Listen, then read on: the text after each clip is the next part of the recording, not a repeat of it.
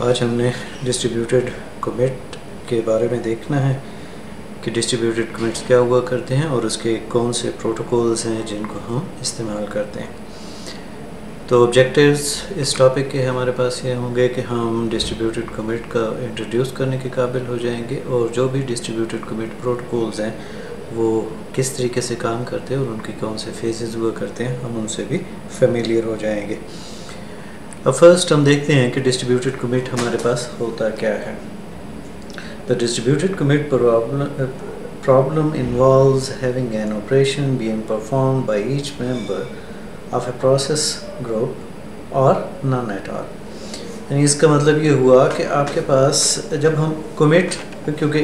जब ट्रांजैक्शंस की हम कंप्लीशन की बात कर रहे होते हैं और जहाँ पे कलेक्टिवली किसी एक डिसीजन के ऊपर जो डिफरेंट नोड्स पार्टिसिपेटिंग जो आपकी नोड्स हुआ करती हैं, तो इन दैट केस उन्होंने एक कंकरेंट डिसीजन या एक यूनानिमस डिसीजन लेना होता है कि क्या ये जो ट्रांजैक्शन है इसको कमिट कर दिया जाए, यानी ये ट्रांजैक्शन अब कंप्लीट हो गई है, ठीक है, या इसको अबॉर्ट कर दिया जाए कि जो भी काम किया है इसको नलिफाई कर दिया जाए। तो ये जब फिनोमेना हुआ करता है इसके अंदर हमारे पास ये आएगा कि जब आप डिस्ट्रीब्यूटेड कंप्यूटिंग के अंदर आपके पास इन्वॉल्व हो रहे होते हैं तो डिस्ट्रीब्यूटिंग सिस्टम्स के अंदर ये जो डिस्ट्रीब्यूटेड कमिट है, it's a mechanism to ensure that all nodes in the distributed system agree to commit a transaction. अब जब हम ट्रांजैक्शन की बात कर रहे होते हैं तो ट्रांजैक्शन को हम किस तरीके से डिफाइन कर सकते हैं। A transaction is a series of operation that are executed as a single unit of work. यानी वो तमाम के तमाम जो आपके पास सीरीज ऑफ ऑपरेशंस थे जिनका कलेक्टिवली पर्पस बेसिकली एक था, तो उस केस के अंदर अब हम क्या कहते हैं कि ये हमारे पास क्या आ जाएगा, एक ट्रांजैक्शन आपके पास आ जाएगी, ठीक है। जब आप डिस्ट्रीब्यूटेड सिस्टम के अंदर आपके पास आ सकते हैं तो उस केस में हमारे पास क्या होती है कि मल्टीपल नोड्स इन्वॉल्व आपके पास होती हैं, क्योंकि वो डिस्ट्रीब्यूटेड सिस्टम की नेचर है कि मल्टीपल नोड्स आपके पास आती हैं, ठीक है। अब जब मल्टीपल नोड्स आ रही हैं तो उस सूरत में क्या होना चाहिए कि उनके बिटवीन में कोऑर्डिनेशन भी आपके पास होनी चाहिए। किस चीज़ की, उस एक्शन की जो उन्होंने लेना है, किस पर्पज़ के लिए, to ensure that the transaction is executed correctly, ठीक है। अब यानी आपके पास जब आप डिस्ट्रीब्यूटेड सिस्टम के अंदर आते हैं तो जब वो नोड्स हैं वो उन नोड्स का आपस में कोऑर्डिनेशन होना चाहिए। किस पर्पज़ के लिए, कौन सा पर्पज़ हमने अचीव करना है कि आपके पास जो ट्रांजैक्शन है वो सक्सेसफुली जो है वो और सही तरीके से आपके पास एग्जीक्यूट हो गई है। अब जब हम डिस्ट्रीब्यूटेड कमिट प्रोटोकॉल को यूज़ करते हैं तो उस सूरत में उसका पर्पज़ क्या हुआ करता है कि तमाम की तमाम नोड्स जो हैं जो इन्वॉल्व हो रही हैं उस ट्रांजैक्शन के अंदर वो एग्री हो जाएं कमिट के लिए, ठीक है, कि उस ट्रांजैक्शन के सक्सेसफुली जो है वो इंसर्ट करने के लिए या अपडेट करने के लिए जब सब के सब एग्री कर जाएं तो वो कमिट हो जाएगा। बाकी तमाम केसेस के अंदर क्या हो जाएगा, अबॉर्ट हो जाएगा अगर कोई जो ट्रांजैक्शन का पार्ट है वो आपके पास फेल हो जाए, तो इन दैट केस उसको जो है वो अबॉर्ट कर दिया जाता है। इसमें आपके पास बहुत सारी मॉनेटरी एग्जांपल्स भी आपके पास मौजूद हुआ करती हैं, ठीक है, कि बहुत फॉर एग्ज़ाम्पल हम चलें इस सेट के देखते हैं कि आप एटीएम के ऊपर जाते हैं, एटीएम कार्ड आप इंसर्ट करते हैं, आपका समटाइम्स कैश नहीं होता, ठीक है, तो अगर वो कैश नहीं होगा तो वो क्या कर देता है, एक रिवर्सल का मैसेज आपके पास दे देता है। ट्रांजैक्शन हुई लेकिन फिर आपके पास क्या आ गया, वो एक रिवर्सल का मैसेज आपके पास आ गया। क्यों? क्योंकि वो जितने भी वो प्रोसेस थे वो कमिट करने के लिए वो तमाम के तमाम प्रॉपरली एग्जीक्यूट नहीं हुए, तमाम के तमाम स्टेप्स कंप्लीट नहीं हुए, तो इनके उस केस के अंदर वो क्या हो गया, अबॉर्ट हो गया। अब ये चीज़ हम जब हम बात कर रहे हैं डिस्ट्रीब्यूटेड सिस्टम्स के अंदर, तो इसी को अगर आप पैरेलल कंप्यूटिंग के अंदर भी देखें तो ये चीज़ वहाँ पे भी अब इन्वॉल्व हो रही है। और इवन जो आपके जो डेस्कटॉप हैं जिनके अंदर जो मल्टी कोर सिस्टम्स हैं, जिनके अंदर मल्टीपल जो मल्टी थ्रेडेड एनवायरनमेंट आपके पास आ रही है प्रोसेसिंग की, तो उनके अंदर भी ये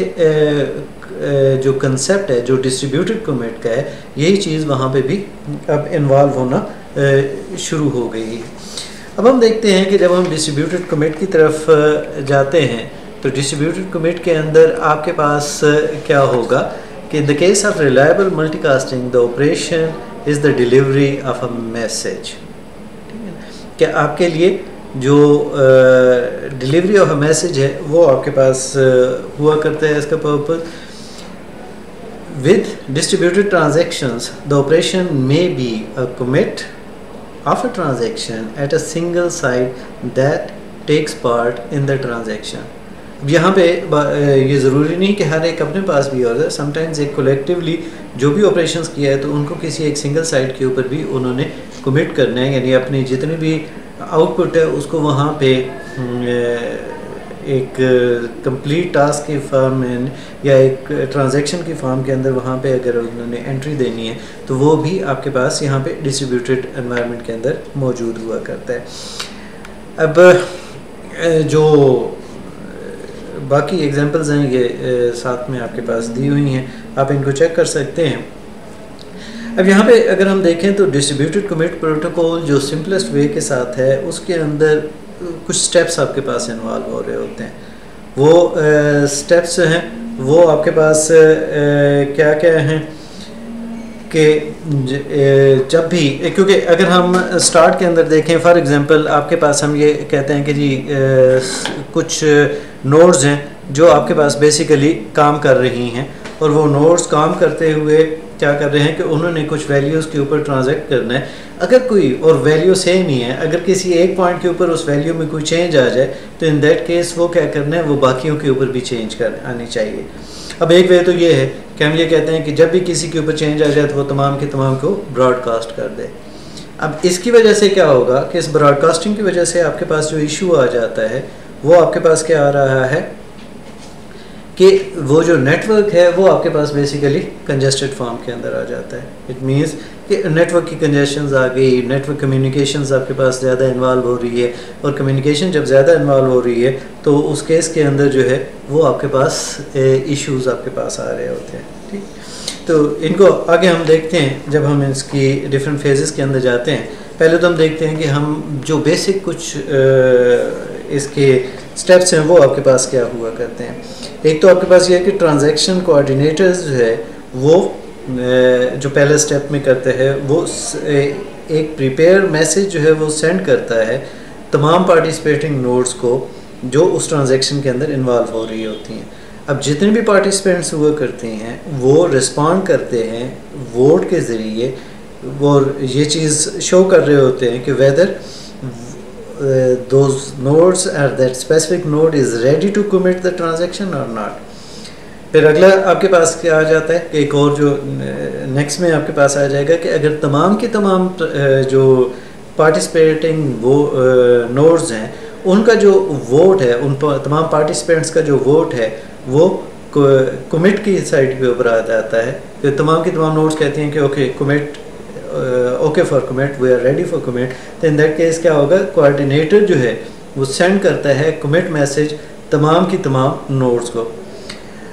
अब इसके बाद क्या होगा कि अगर कोई भी पार्टिसिपेटिंग जो पार्टिसिपेंट है उसके जो वोट है वो अबॉर्ट आ जाए, कोई एक चीज़ याद रखिए, कमिट के लिए तमाम के तमाम का यस होना ज़रूरी है। यहाँ पे किसी एक का भी नो होना, यानी अगर कोई एक भी अबॉर्ट के लिए कह दे या अब एक चीज़ और आपके पास है कि कोऑर्डिनेटर ही फेल हो जाए to receive a response from any participant, यानी उसने नो नहीं भी किया लेकिन अगर किसी का रिस्पांस वहाँ पे कोऑर्डिनेटर के पास नहीं आ रहा, तब ये बेसिकली एक स्टेट आती है जिसके अंदर after a certain time period coordinator यही समझता है कि उसकी तरफ से अबॉर्ट है का मैसेज ही है, तो वो तमाम के तमाम नोड्स को वो अबॉर्ट का मैसेज है वो सेंड कर देता है। अब तमाम की तमाम नोड्स जो हैं, all nodes act according to the decision by the coordinator, यानी जो कोऑर्डिनेटर है वो बेसिकली डिसीजन मेकर हुआ करता है। तो वोटिंग जो है वो पार्टिसिपेंट्स के बिटवीन हो रही है कि वो वोट कर रहे हैं, और जो कोऑर्डिनेटर है जो डिसीजन है, डिसीजन किस चीज़ का, कि whether the transaction needed to be committed or aborted. अब ये जो कमिट का और अबॉर्ट का डिसीजन है ये कौन कर रहा है, कोऑर्डिनेटर कर रहा है, लेकिन किस बेस के ऊपर कर रहा है, वो बुनियादी तौर पे ऊपर उन पार्टिसिपेंट नोड्स के वोट के ऊपर कर रहा होता है। ठीक है,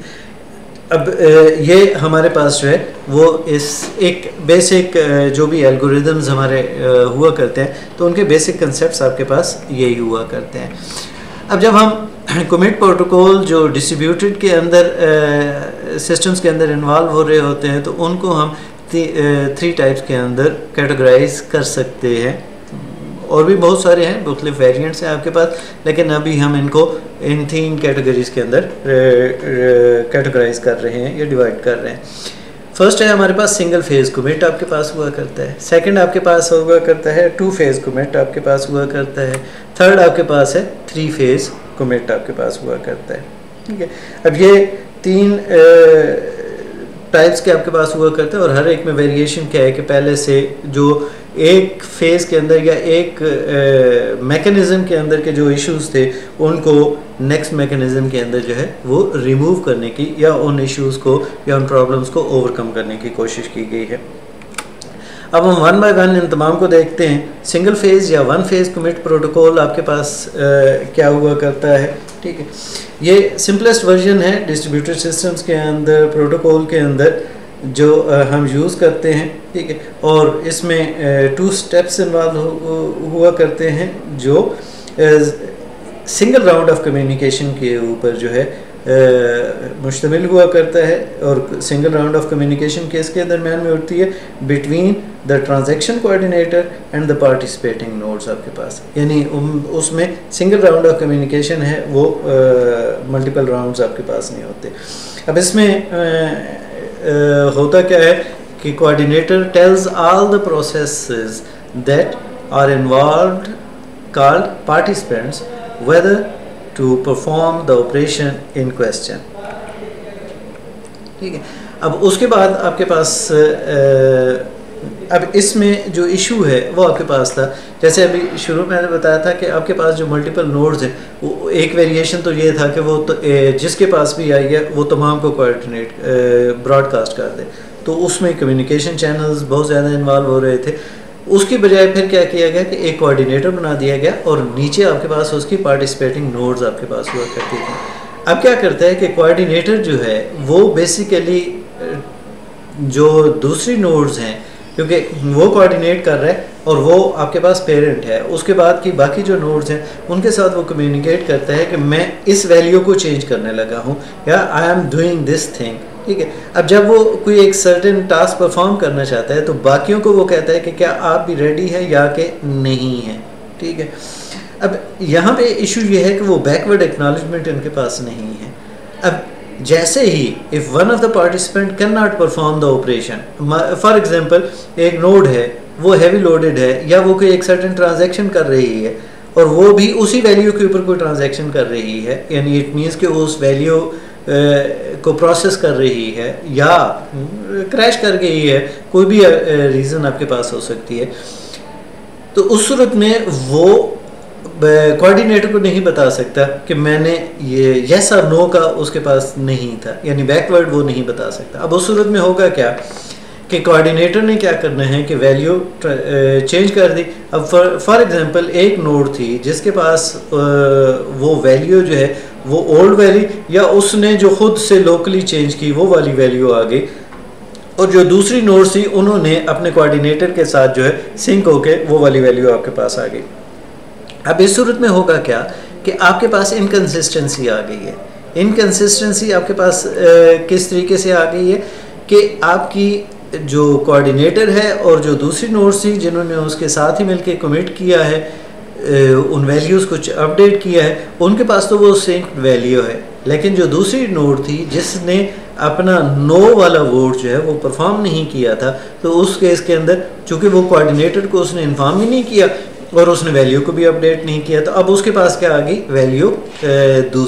दूसरी वाली रहेगी। तो ये आपके पास एक इनकन्सिस्टेंसी जो है वो आपके पास इस वे के साथ इसके अंदर जनरेट हो जाती है। अब जब हम इस कंसिस्टेंसी के साथ आ जाते हैं तो उसमें फिर इसको रिकवर करना जो है जो है वो इस प्रोटोकॉल के लिए जो है वो पॉसिबल नहीं होगा, ठीक है। अब जब हम इस सिंगल फेज़ की है तो जो फेलियर ऑफ अ कोऑर्डिनेटर है, फिर एक फेज़ जो आपके पास आ जाता है वो आपके पास हुआ करता है कि जो फेलियर ऑफ अ कोऑर्डिनेटर है उसको ये हैंडल नहीं कर पा रहा, क्योंकि वो सिंगल पॉइंट फेलियर आपके पास आ जाता है। इट मीन्स कि आपके पास जो फ्रंट नोड है या जो आपके पास हेड है वो बेसिकली जब फेल हो जाएगी तो वो तमाम की तमाम कम्युनिकेशन जो है वो आपके पास जो है डिस्टर्ब आपके पास हो जाएगी, और वो सिंगल पॉइंट यानी कोऑर्डिनेटर फेल हो जाए तो उस सूरत में आपके पास ये प्रोटोकॉल उसको हैंडल नहीं कर सकता। अब इसकी जो सॉल्यूशंस दिए गए वो फिर अगले फर्दर आपके पास फेजेस थे कि 2 फेजेस 3 फेजेस हैं। अब इसमें जो इसकी यूजेबिलिटी आपके पास है वहाँ पे आपके पास है कि ये उन डिस्ट्रीब्यूटेड सिस्टम्स के लिए ज़्यादा सूटेबल नहीं है जहाँ पे जो हाई अवेलेबिलिटी रिक्वायरमेंट्स हैं वो ज़्यादा हुआ करती हैं, ठीक है। तो उसकी बजाय फिर हमने क्या किया कि 2 फेज़ या 3 फेज़ जो है वो कमिट्स जो हैं उन प्रोटोकॉल्स को हमने अडॉप्ट किया। अब हम देखते हैं कि 2 फेज़ कमिट्स प्रोटोकॉल जो हैं वो आपके पास क्या हुआ करते हैं। 2 फेज़ कमिट्स जब हम बात करते हैं तो ये ज़्यादातर जो यूज़ किया जाता है कमिट प्रोटोकॉल के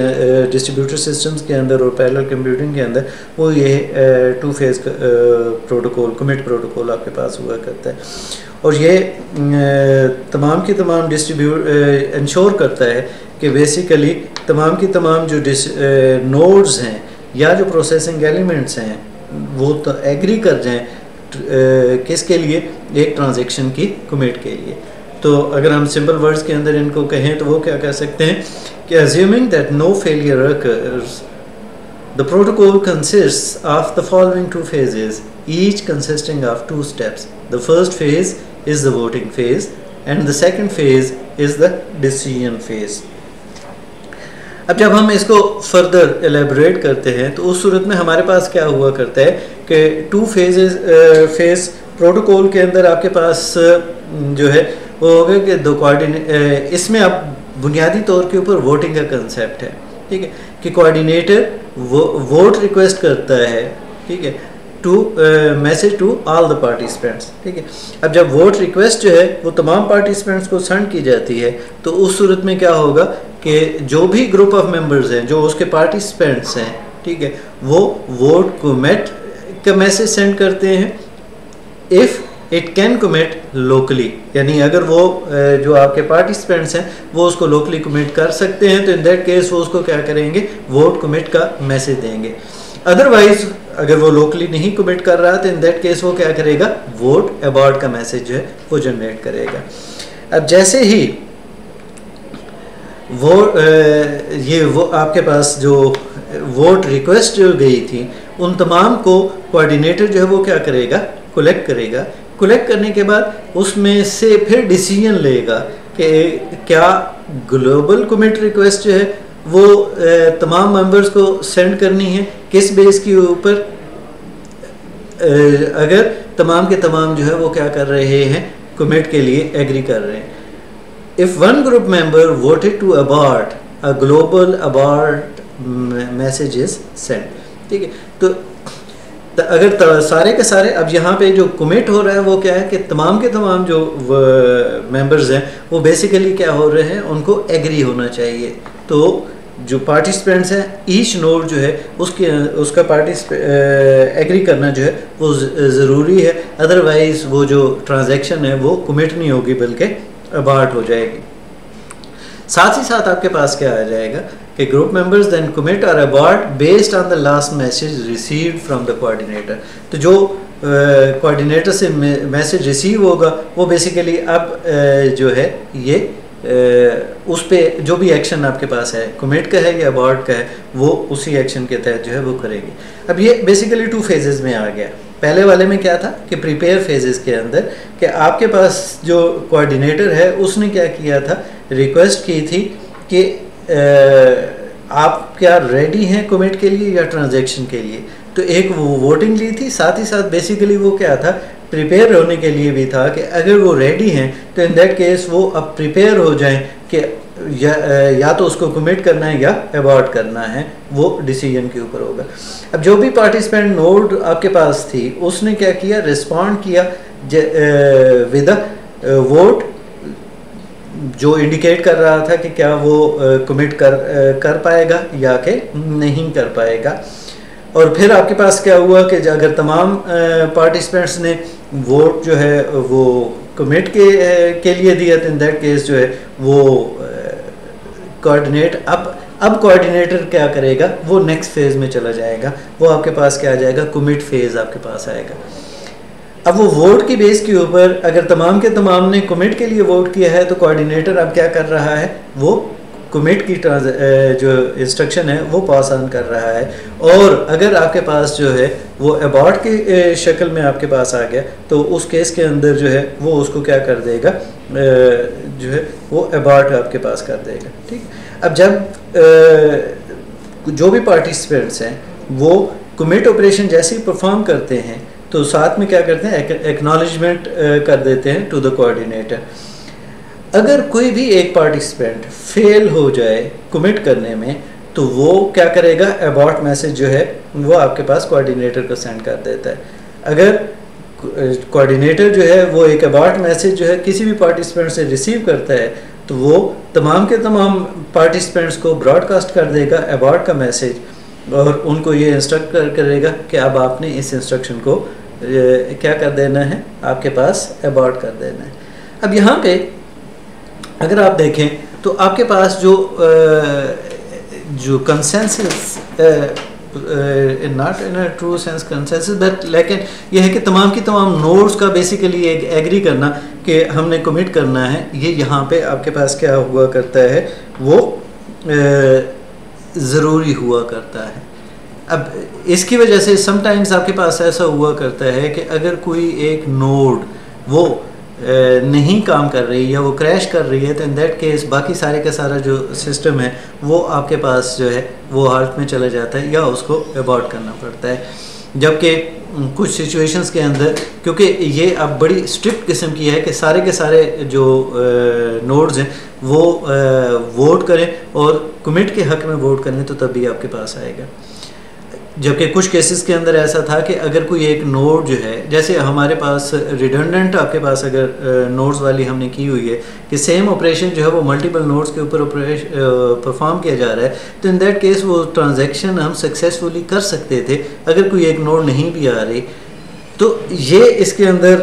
एक थोड़ा सा हमारे पास था जिसको फर्दर हम इम्प्रूव किया गया 3 फेज़ के अंदर। ठीक है, अब जब 2 फेज़ कमिट प्रोटोकॉल है उसके अंदर अगर आप ये फाइनाइट स्टेट मशीन्स के अंदर की फॉर्म के अंदर अगर आप देखें तो उस सूरत में क्या होगा कि एक इनिशलाइज हुआ कमिट वोट रिक्वेस्ट आपके पास आएगी। ठीक है, उसमें वेट करेगा और जो पहले वाला आपके पास है कोऑर्डिनेटर के लिए है 2 फेज़ कमिट के अंदर कि वोट अबॉर्ट और ग्लोबल अबॉर्ट आपके पास आ जाएगा। अगर आपके पास आएगी वोट कमिट और फिर आपके पास सारे के सारे अगर आए तो इन दैट केस वो कमिट का मैसेज जो है वो जनरेट कर देगा। जो सेकंड वाली है वो पार्टिसिपेंट्स के लिए आपके पास आ गई है कि उसके पास जब रिक्वेस्ट आई है वोट रिक्वेस्ट की या वोट अबॉर्ट की, तो इन दैट केस वो क्या करेगा, vote request vote commit ready करेगा। ठीक है, अब वो डिपेंड करता है कि वो अगर उसने कमिट के लिए किया है तो वो रेडी हो गया, ग्लोबल कमिट आ गई, एक्नॉलेज किया, कमिट कर दिया। अगर वो नहीं कर सका तो ग्लोबल उसने अबॉर्ट का किया तो उस सूरत में ग्लोबल अबॉर्ट हो जाएगा, अबॉर्ट करेगा और साथ ही उसको वो क्या कर देगा, एक्नॉलेज कर देगा। तो ये 2 फेज़ की कमिट का जो वर्किंग थी वो बेसिकली इस तरीके से आपके पास आ रही थी, ठीक है। अब जब हम इस 2 फेज़ के कुछ ड्रॉबैक्स अगर हम देखें तो ड्रॉबैक्स हमारे पास क्या हुआ करते हैं कि ये बुनियादी तौर पर एक ब्लॉकिंग स्टेट के अंदर आपके पास ले जाता है। जैसे मैंने जिक्र किया कि अगर कहीं पे कोई एक नोड जो है वो किसी वजह से कम्युनिकेट नहीं कर रही, चाहे वो नेटवर्क का इशू है, चाहे आपके पास कुछ और रीज़न आपके पास आ गई है, अगर वो नहीं आ रही या आपके पास जो कोऑर्डिनेटर है वो किसी वजह से क्रैश कर गया, तो इनके उस केसेस के अंदर आपके पास क्या आ गया, ये सारे का सारा जो है वो ब्लॉक स्टेट के अंदर चला जाएगा और ये हमारे पास क्या किस में चला जाता है, ये एक डेडलॉक जनरेट कर देता है। If the coordinator crashes, the participants may not be able to reach a final decision, क्योंकि कोऑर्डिनेटर ने वो फाइनल डिसीजन कम्युनिकेट करना था, तो उस सूरत में हमारे पास क्या हो जाएगा, therefore वो they may block until the coordinator recovers, यानी वो उस ब्लॉक स्टेट में चले जाते हैं जब तक कि कोऑर्डिनेटर जो है वो अपने आप को रिकवर नहीं करता।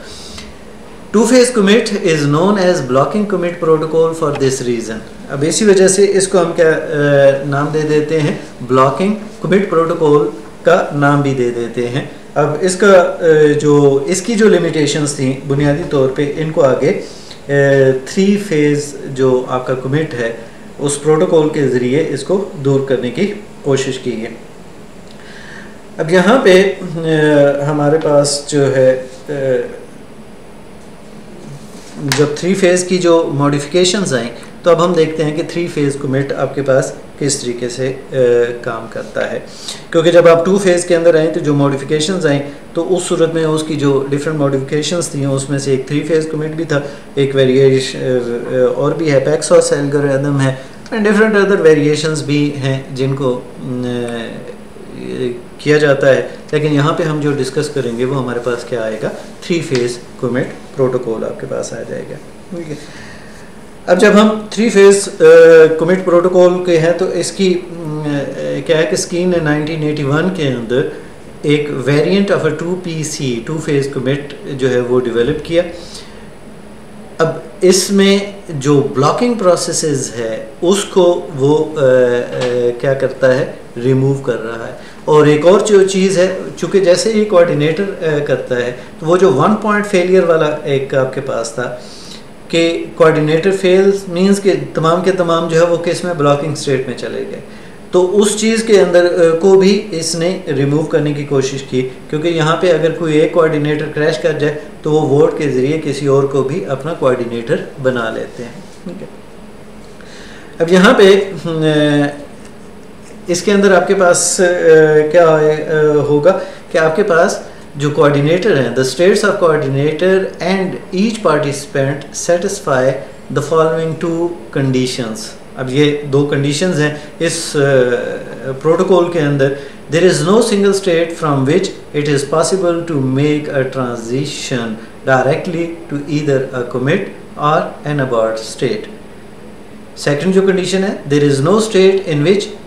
it is not possible to make a final decision and from which a transition to a commit state can be made, ठीक है। अब यहाँ पे हमारे पास क्या हुआ कि इसमें इंश्योर किया गया कि तमाम की तमाम नोड्स जो हैं वो कमिट या अबॉर्ट की ट्रांजैक्शन के ऊपर जो है वो क्या कर लें, वो एग्री कर जाए, ठीक है। जो आपके पास 2 फेज़ की थी ब्लॉकिंग, ये जो आपका अभी मैंने जिक्र किया है, ब्लॉकिंग प्रॉब्लम थी और सिंगल पॉइंट ऑफ फेलियर जो है उसको बेसिकली इन कंडीशंस के साथ जो है वो रिमूव करने की कोशिश की गई। आगे हम देखते हैं कि बेसिकली इसकी वर्किंग आपके पास जो मशीन्स के अंदर की हमारे पास आ रही है, अगर आप इसको स्टेट्स के अंदर देखें तो हमारे पास क्या आ जाएगा कि आपके पास जो फेजेस हैं वो आपके लिए क्या आ जाएंगे, the coordinator sends a prepare message to all participants requesting them to prepare to commit the transaction, ठीक है। फिर आपके पास क्या आ जाएगा कि तमाम के तमाम जो पार्टिसिपेंट्स हैं वो रिस्पॉन्ड करते हैं with the message indicating whether it is ready to commit or not. अब ये यहाँ तक तो वही है। If all the participants are ready the coordinator sends a pre commit message to all participants. अब यहाँ पे वो प्री कमिट मैसेज जो है वो सेंड कर रहा है। Each participants responds with an acknowledgement indicating that it can commit the transaction. If all participants acknowledge the coordinator sends a commit message to all participants. If any participants fail to acknowledge the coordinator, fails to acknowledge, the coordinator sends an abort message to all participants. अब यहाँ पे जो आया वो आपके पास क्या आ गया, एक जो प्री कमिट जो है वो आपके पास स्टेज है कि वो उसको रेडी और उसके ऊपर भी वो उसको क्या करते हैं, एक्नॉलेज करते हैं और उसके बाद कमिट किया आपके पास या अबाउट की मैसेज आपके पास आ जाता है। ठीक है, इसमें अब जैसे जिक्र हो चुका है कि ये सिंगल पॉइंट ऑफ फेलियर को भी रिमूव कर रहा है। ठीक है, किस तरीके से, by allowing all the participants to continue with the commit process even if the coordinator fails. If the coordinator fails during the commit process, a new coordinator can be elected and the protocol can continue. तो ये इस 3 phase protocol की आपके पास एक property थी कि जिसके तहत उसने जो आपके पास सिंगल पॉइंट फेलियर था वो, और चूँकि जो आपके पास वो प्री कमिट और जो वोटिंग का सिस्टम था उसको थोड़ा सा बेहतर किया, तो जिसकी बेस के ऊपर वो ब्लॉकिंग वालों को भी इसने किसी हद तक रिमूव कर दिया।